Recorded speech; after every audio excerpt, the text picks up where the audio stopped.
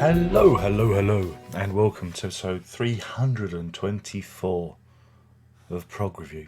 And if you haven't read the title or the description, I'm talking about, oh god, Stephen Wilson's Hand Cannot Erase album. This is the Super Duper Deluxe edition. Of course it is, because I'm worth it.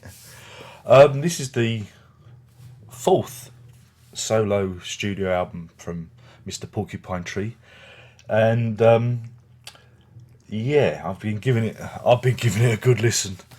I've been giving it a good old listen over the last. Well, I received it on Saturday. If you haven't seen it already, peel back. Go and peel back. I'm not going to make you touch my hand. No, you can go and look for it. You can see the unboxing of this, which is a marvellous piece of packaging. Scores 5 out of 5 for packaging. But yeah, I mean, before this arrived, I was reading the reviews, the other reviews from the other reviewers, the proper reviewers, the professionals, the real guys, the guys that you all look up to, and respect. Not me, not Muggins here. And I'm gonna read some of these. I mean, this is taken from the Wikipedia page. I'm being lazy. I'm not even collated. I'm just gonna go to the Wikipedia page. The Guardian. That's a proper newspaper. They gave the album 5 stars and said it was a smart, soulful, immersive work of art. Eclipse magazine. Don't worry, I've never heard of them either. Said it's one more shining jewel in the discography of Stephen Wilson. Modern, disturbing, and brilliant. Metal Hammer awarded Hand Cannot Erase 6 out of 7 and just said another masterpiece. Very dismissive. Another masterpiece. US website FDRMX, they're obviously running out of sources here, said it was 4.8 out of 5. God, they're splitting hairs, aren't they? Hand Cannot Erase grabs your full attention from the beginning to the very final note. And that's the sign of a great album. All about jazz. All about jizz, more like. Gave it 5 stars again, and said, as someone as capable of delivering accessible music that is at the same time compositionally and lyrically deep, detailed, and at times unapologetically complex, Wilson makes absolutely no compromising in doing what he does. Another 5-star review came from the March 2015 edition of Record Collector, who said it was spellbinding poignancy and aching beauty. And meanwhile, the Germans, they've got good taste in music. The German magazine Visions declared the album the wall for the Facebook generation. Now, that's a hard act to follow, and I'm at a lot. I mean, I don't know where to go with this review. I've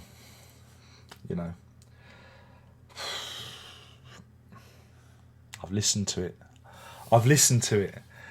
Is it a 5 out of 5? No! Don't be stupid. Dark Side of the Moon's 5 out of 5. Sergeant Pepper's 5 out of 5. Led Zeppelin 4, 5 out of 5. Night at the Opera, 5 out of 5. Come on, none of these people got any perspective. They throw and hurl superlatives at these albums as if they're going out of fashion. There's no meaning. What I will say about the album is it's probably the most ambitious of Wilson's works. It holds a lot. It's similar. It has a lot of similarities with The Incident, an album I have a lot of time for. Probably the best Porcupine Tree album there is. In fact, it is the best Porcupine Tree album. But let's face it, Porcupine Tree and Stephen Wilson, it's the same thing. He writes the music. It's just a different label. So yeah, there's a lot of similarities there. There's a catastrophe, but I was looking forward to this because in interviews before the album was released, he was saying how it was based on the life of Joyce Carol Vincent, a lady who basically just died and disappeared from view, and her body wasn't found for I think it was 3 years in her flat. And and I was expecting this masterpiece of how one becomes anonymous in the city, and how you become disconnected with society. I was expecting glacial, cold soundscapes, eliciting the flats of London, the grey monolithic slabs, where people live in their little boxes, cut off from everyone. That's what I was expecting. I thought this is going to be fucking brilliant. I'm so behind this because I saw the documentary about Joyce Carol Vincent and it moved me a great deal. Very sad story, and it can happen to all of us, anyone. I mean, if I wasn't married and if I didn't have children, if I didn't have a family, I'd just disappear. I wouldn't exist. I'd be no one. No, because I don't have any friends. I don't have any family. That's it. I'm done. I'm finished. And that terrifies me. That terrifies me. So I don't want to. I mean, I like being alone, but I wouldn't like to be forgotten.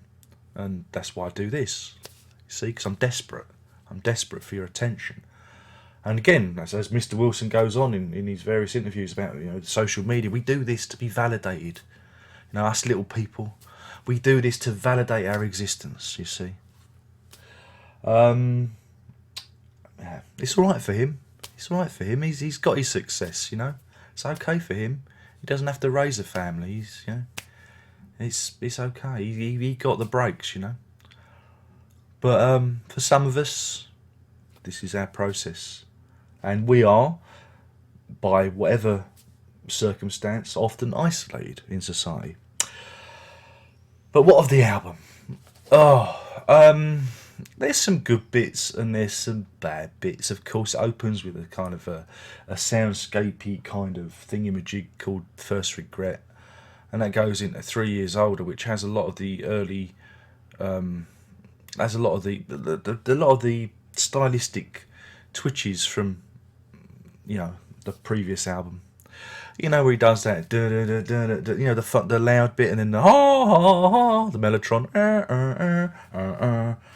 Grace from Drowning, a lot of that in there, and you go, I've heard that before. Again, there's a lot of with the loud bits, on the loud aggressive bits, there's a lot of familiarity. There's a lot of, hey, we've been here before, But that's good. That's so you're comfortable. You're comfortable with that. I'm not looking for comfort. I'm looking for interesting things. And like I say, 3 years old, and when he starts talking about, going to the, it's again angst. It goes from like teenage angst, and as a teenager, I never had any angst. My angst came when I left university and I couldn't find a job, and I was alone, and I was sold this dream of working hard and you get a job and you get success. And my angst came later on. I never understood teenage angst. My teenage years were relatively happy, and I don't understand this. Reaching for the medicine cabinet. Self-medicating, inferences of self-harm. I don't understand that. That's not on my radar. So when a character is portrayed in that way, and I don't think the likes of Joyce Carol Vincent was in any way that way inclined, I think people are very normal. When people disappear from society, they're incredibly fucking normal. That's how they disappear, because they're not out of the ordinary. They are ordinary people, and that's how they disappear. It should have been an album of the mundane. It should have been, and you get a bit of that on Routine, but there's I found Routine a very disturbing song, because it was almost like the kids had gone and disappeared, and having children, I can't imagine, clearing away the kids' things from never to come back. I mean, that's just, that I found hard. That's a hard listen. But anyway, back to 3 Years Older. So you have this loud bit, and I'm thinking, I don't think it really sets up the character that well, and this is the problem. You don't have the album itself. All the groundwork is done by this. All the hard work, all the heavy lifting in terms of characterisation is done by this. And when you think about, albums like Tommy or Quadrophenia or The Wall, they didn't have all this. Quadrophenia a little bit, but it was all done by the album. The characterisation was built up by the album, and that's what's lacking here. You don't really get an insight. You just get the usual kind of almost, I'd hate to say it, cliches, the same old fucking cliches. Rather than, again, Hand Cannot Erase is a great. I mean, this is what I love about Stephen Wilson is he's got fantastic. He does have an ear for melody. He's got a fucking great pop ear there, but he decides to do it all, up instead of it being a more downbeat song. If he'd have reworked it just as it with him and an acoustic guitar, just really sparse, I think there would have been a much more emotional impact. And this is where I think a lot of this misses is the music doesn't, for me, mine, doesn't provide the emotional impact. Some of the lyrics are great. Like I say, Hand Cannot Erase, Perfect Life. I love Perfect Life is probably the best thing on the record. I think that works really well because he's gone, he's gone trip hop. I like that. Routine, found it a bit difficult. Home Invasion, usual noise, and then as we get towards the end, I mean, there's was it Ancestral, which is 13 minutes. It doesn't, for me, doesn't bring anything to the party. And Happy Returns, it kind of resolves itself in a, hey, I'm here, I'm okay, and everything's fine, or is it? You kind of get the inference that nothing's really happened. She's just fallen off the radar for a bit, and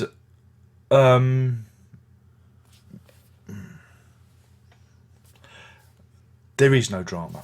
This is it. It's an album in which nothing happens. My God, nothing happens. I refer you to those other concept albums. There has to be tension and release. There has to be drama, but nothing happens. They're just vignettes. They're just snapshots of memories that may have happened in this person's life, and that I wasn't invested in it. It didn't work for me. This, like I said, this does all the hard work. This is a thing of this is the art. This is where the art is. This, Mr. Wilson, this is brilliant. You've done a fantastic job of this, but the music and the concept just doesn't match what you've put together here. I feel like a miserable git. I really do. But that's not to say this isn't. I mean, it's the Ascendant track at the end with the choir. That's a thing of beauty. I really did like that with the boys' choir. I like the fact that he's brought in different instrumentation in. He's trying to do a little bit. Still got a fucking Mellotron on there though. I thought that was nice. But as a concept album, you've got to be invested in the character. Again, in Tommy, it's a boy who has everything taken away from him. You feel sorry for him. In this, just somebody who's having a bit of a mope. A bit mopey. Even Quadrophenia, the character there, yeah. He's mopey, but he tries to change things. He has a hero. He tries to live like his hero, but he end up feeling short-changed. We all get that with our heroes. We all feel that. There has to be, like I say, it's like the Lamb. There has to be a journey where the character changes. There's danger. There's a journey of self-discovery. But here, you don't really get the feeling that happens, and so, yeah.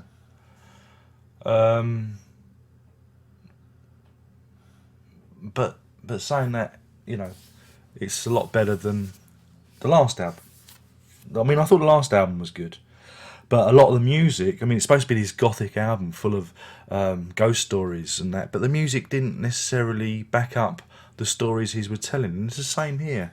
I didn't feel particularly isolated or disenfranchised. Think of Empty Spaces by The Floyd on the Wall, especially the extended version. Now there's a song about feeling fucking isolated and railing against consumerism and everything. There's a song. Think about what Gabriel did on Peter Gabriel 3. I don't know how to stop. That's where the music and the lyrics gel perfectly to make you feel uneasy. This doesn't quite work. It just doesn't quite work. But saying that, it's the best thing he's done since The Incident. I can't say any fairer than that. And this is brilliant. This is really good. The whole package here, you know, with the background story. Yeah, okay, it's not for everyone. You know, it's a little bit hokey in places, but the level of detail and the fact that, you know, he's done this to back up the album. That's where the art is. The album seems kind of pale and shallow and malnourished in comparison. You know, I don't know. Maybe I should have just bought the regular jewel case version. Maybe it would sound different to me. Again, we hear a lot of him relying on stuff he's done before. Where it's interesting, you get like Perfect Life, Routine, last track, Happy Returns. Yeah, where he's not doing the loud, quiet stuff. I found that more interesting. Using the female vocalist was cool, and the narrator, that was nice. I think there should have been more of that. I think there should have been more female, because he does the role of like the narrator. He's kind of narrating the story, but I think there should have been more from the female perspective, because he's basically a female story. But is it a 5 out of 5? Like, fuck it is. Is it the best album in the world? No, it isn't. It's an interesting record. It's not perfect. It's imperfect. It's an imperfect life. Ha ha ha ha. But there are some good bits on there, and there's some, again, where he doesn't explore the things that make him individual. He just brings back these bloody cliches, these prog cliches, that just sets him up as being another dull, has-been prog act. And he's better than that. I know he's better than that. Sounds great in surround, of course. I really like the edits. There's on the Blu-ray. There's a section with the radio edits where everything's a bit shorter. That was a much more interesting album. Cuts it right down. This is 65 minutes. Yeah, all right. Again, if you dropped Ancestral, we'd get a lovely shorter album, and it might work just a little bit better. Oh, Darren, you're obsessed with short albums. Too fucking right I am. Because I'm right. But in terms of a rating, I'm giving it 5 out of 5 for the packaging and the actual what he's done with the set. I think that's fantastic. We already know that. I'm gonna give that a 5 regrets out of 5, because I just think that's just brilliant. I think it's really cool. Much better than any of the deluxe sets he's done. Just detailed beyond belief. The album itself is interesting. I think a lot of young folk will find it'll be one of the best albums in the world. You know, before they've discovered the likes of The Wall and Dark Side of the Moon and other concept albums, they'll think that this is brilliant. A lot of old people will think that this is brilliant because, well, they're just old and stupid. I think it's flawed. I think the characters, the lead character, you know, is not endearing enough. I think he should have dwelt on the fact that people disappear because they're ordinary, and it could happen to any one of us. That should have been the theme. I'd like to have heard a stripped down version of Hand Cannot Erase. If I can figure out the tab for it, I might do my own version, because I think it's a really good song, but it just needs to be just played on a guitar into the microphone, because I think, again, much more emotional impact. He loses a lot of emotion by throwing the fucking kitchen sink at these songs. And that's it. So, as in terms of a rating, I'm going to give this a half decent 3. No, I'm going to give it a 4. I'm going to give it a 4 because, you know, gelled with that big box. He's getting somewhere, but it's still not. It's not a 5. It's nowhere near a 5. I'm going to be generous. I'm feeling generous because I've been ill lately. I'm going to give it a 4 Perfect Lives out of 4. 5 even. You can tell I'm ill. 4 Perfect Lives out of 5. Like I say, best thing he's done since The Instant. That's an album I can get behind. That's a concept album I like. This one, I don't know. Babe, what do I know? When I do a concept album, It scores 1 on Amazon and the progressive rock website or whatever scores 1. Everybody hated it. So what do I know? I'm just some fat idiot wobbling me chops, and I don't know anything, me. That's that. But great package. The level of detail. The guy loves his work, and that I commend him for. That I do commend him for. I love his work ethic. I just wish that he'd drop a lot of the da da da da da and be more because he does experimental music, but he should bring more of that into his mainstream music, and that's what I think he should do. But hey, I want the moon on a stick, don't I? So that's it. My name's been Darren Locke. I've been talking about And Cannot Erase. And I've got this suit. It's a lovely. It is delightful. Yeah, this is the one you want, right? And Cannot Erase by Stephen Wilson. This is his latest, 4th solo album. Feel free to condemn me in the comments box below. Yeah, I think I've been fair with my criticisms. Only one more thing to say, and you know what that is. Prog on!